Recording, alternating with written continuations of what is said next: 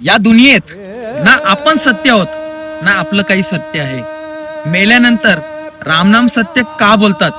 जेव्हा माणसाची अंत्ययात्रा निघते तेव्हा अंत्ययात्रेत येणारी लोक एकच चर्चा करत असतात, खूप मोठा माणूस होऊन गेला, खूप सारी प्रॉपर्टी कमवून गेला, खूप साऱ्या गाड्या घेतल्या, खूप सारे बंगले बांधले, खूप सारी मुलं होती, पण शेवटी काय घेऊन गेला? तर रामनाम सत्य आहे। या दुनियेत रामाचं नाम हेच फक्त सत्य आहे। ना त्याचा पैसा सत्य आहे, ना त्यांनी कमवलेली प्रॉपर्टी सत्य आहे, ना त्यांनी घेतलेल्या गाड्या सत्य आहेत, ना त्याची मुलं सत्य आहेत। सत्य आहे ते फक्त रामाचं नाम आणि कृष्णाचं नाम।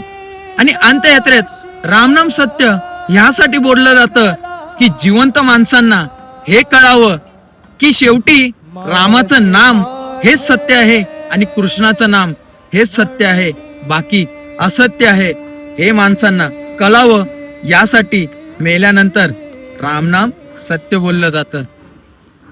नाही कुणाचे कुणी तुझे नव्हे रे कोणी, हो अंती जाशील एकला प्राण्या माझे माझे म्हणून, अंती जाशील एकला प्राण्या।